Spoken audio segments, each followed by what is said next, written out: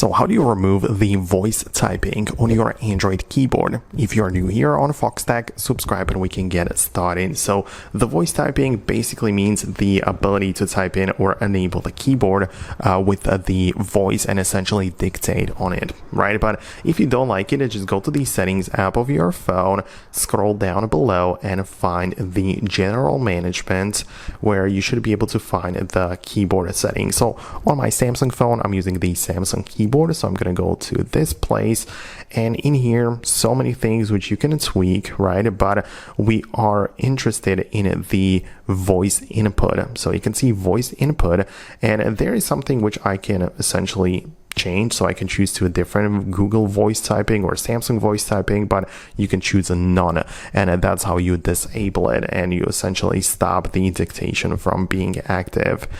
So yeah, that's essentially how you're gonna do this. Outside of that, we have so many other things in here. So since you are already in there, perhaps it might be a good idea to customize it according to your needs, but that's essentially it. Let me know in the comments below if you managed to find this video useful or if you managed to make it work.